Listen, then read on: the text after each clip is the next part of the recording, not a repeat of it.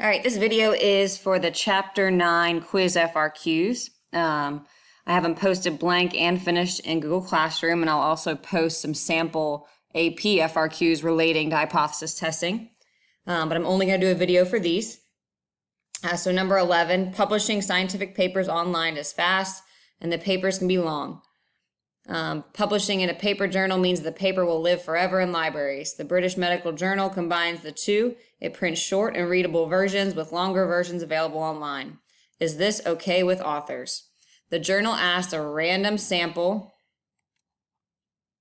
of 104 of its recent authors several questions. One question was, should the journal continue using the system?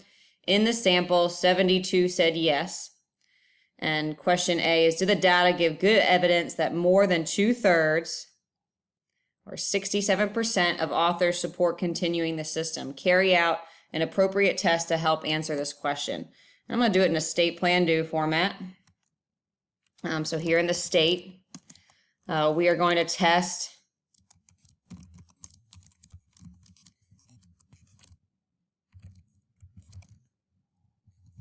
for the true proportion of authors that support continuing this system.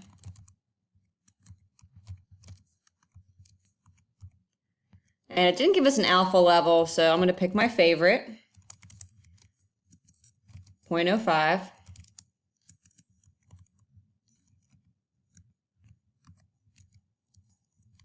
You could say 5% level. And I'm going to state my hypotheses. So my hypotheses here, my null hypothesis is what the proportion is known to be, or what we expect it to be. And here that's given, they kind of give us the alternative. Let me list that first. Sometimes they give them backwards and it's easier to work backwards. So they gave the alternative here. They want to see, is it actually more than 2/3? So they want to know, is the true proportion more than 2/3 or more than 0.67? That means our null is equal to that. So here is a little bit easier to go backwards. Usually they give you the null and you kind of look for wording to figure out the alternative. And then let's define my parameters. So I'm going to say P is the true proportion of authors that support continuing the system.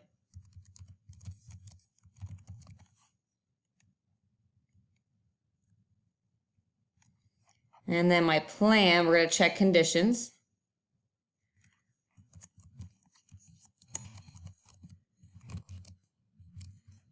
One prop z-test.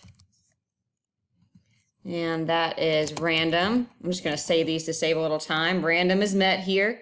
You'd have to write it out, but you'd say the journal asked a random sample. So we're told the sample was random. Independent. I'm sure 104 authors is less than 10% of all authors that write into this journal. And then last, normal, I will show a little work here. NP here, that's number of successes, they said was 72. And that's obviously greater than or equal to 10. And NQ here equals 32. And so those are both at least 10 or greater or equal to 10. So my conditions are met. So now in the do, a couple ways you could do this. We're going to do a one proportion z-test. And I'm going to do the calculator first because that's usually my favorite, especially, so the calculator is especially my favorite because they gave me number of successes. And again, I'll kind of review this. I went over it in my 9.2 video.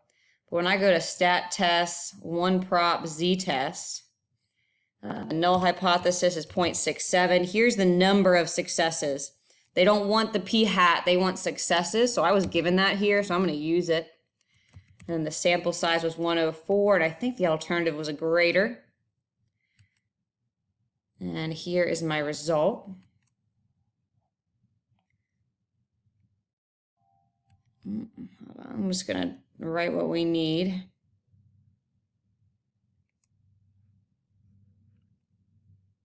So one prop z test here. We got a z score. If I had to do it, would have been 0.484. The most important here is my p hat and my p value. And p hat, I already forget what it was 0.692. And my p value was equal to 0.314. And I like to include a picture because even though I didn't calculate this probability, this is what happened. We said the null hypothesis was 0.67. And here we got the sample p hat of 0.69, which is up here above it. And we found this area to the right of the curve. And that area was 0.314. And then in our conclude, because 0.314 is greater than alpha, our p-value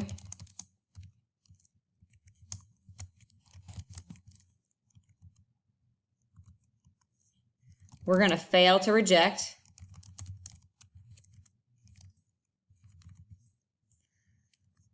We're going to say there is not convincing evidence that more than 67% of authors support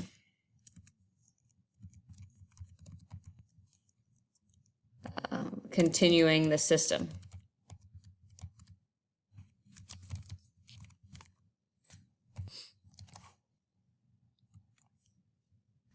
And then last part B, I kind of didn't notice it because my answer went into it. It says interpret the p-value from your test in context of the problem. And these interpretations are pretty easy because every time it's if the null is true. So if the true proportion of authors in favor of the band, I think it's in favor of continuing the system.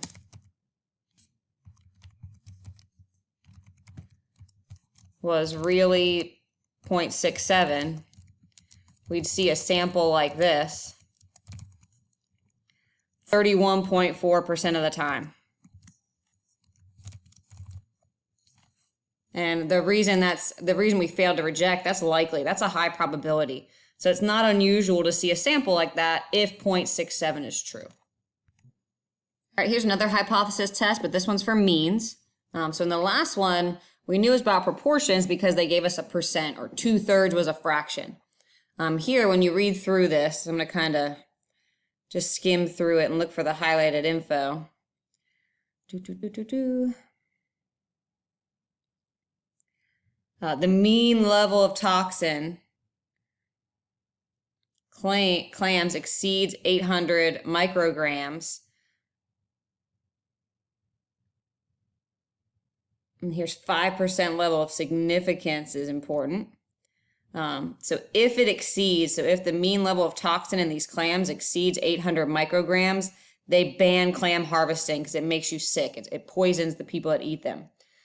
So we're going to do a significance test to see probably if it exceeds 800 micrograms.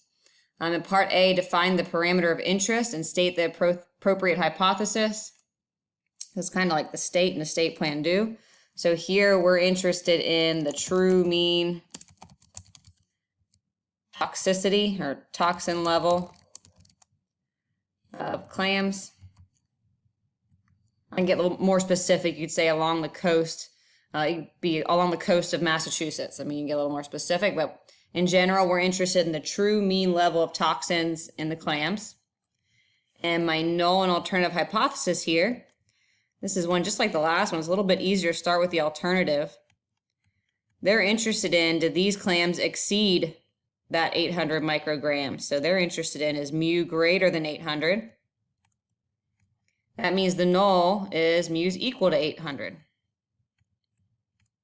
And some textbooks, I mentioned this in a few of my videos, some textbooks use a less than or equal to for that one, or opposite of what the other inequality is. B, because of budget constraints and large number of coastal areas that must be tested, they'd like to take a sample of no more than 10 from any single area. Explain why this sample size may lead to problems of carrying out a significance test. So I'm just going to say this answer in words. We're not going to meet the normal condition. That sample size is too small. And we don't know the shape of the population.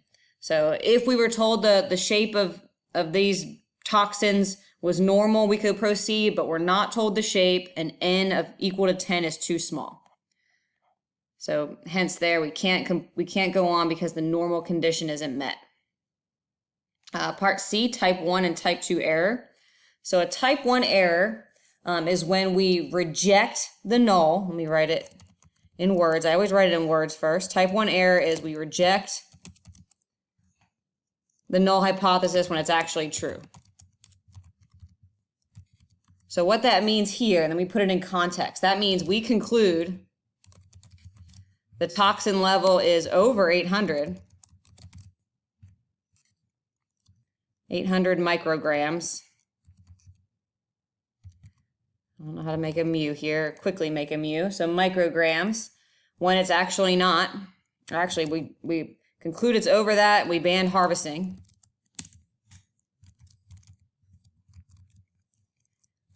When the level of toxins actually isn't.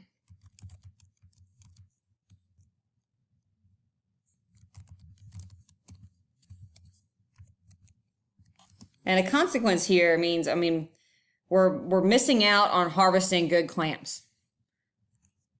A type 2 error is just the opposite. A type 2 is we fail to reject the null when it's actually false. And this one, I guess on the consumer end, is the worst case. That means we allow, or we conclude clams are fine, toxic-wise. And we don't ban harvesting. And what happens there is people get sick. So someone will harvest these clams and they may get sick. D, they're considering changing the significance level to 10%. Discuss the impact this might have on error probabilities and power of a test, and describe practical consequences of this change. All right, to answer part D, I paused the video for a second to open up this image. I went over it in I think 9.1 video, but I want to go over it here with this part. So the question, let me go back to it, said if I increase the significance level to 10%, to 0.1, what impact will that have on error probabilities? Let me go back to this picture. So this picture, I kind of ran out of time with the last video. This bottom normal curve, and I know this is for proportions, just imagine this is a mu, like our problem is about means. But if the true mean is right here, this is the truth. This normal distribution is the truth. So if this is true, but this is what my sample's telling me. Now what happens, here's my alpha, there's my significance level. So if I increase that significance level, or if I slide this dashed line to the left, what happens to the truth, and you can kind of see how these work together. If I slide this dashed line to the left, for the truth, I'm going to decrease this area, and this area is a type 2 error. If I decrease the probability of a type 2 error, meaning this red shaded region gets smaller, that means power, which is the probability of avoiding a type 2 error, is going to increase. So increasing alpha, or increasing my rejection zone, is going to decrease the probability of a type 2 error, and it's going to in turn increase the power. So here, that's all you'd have to say. Increasing alpha will decrease the likelihood of a type 2 error and increase power.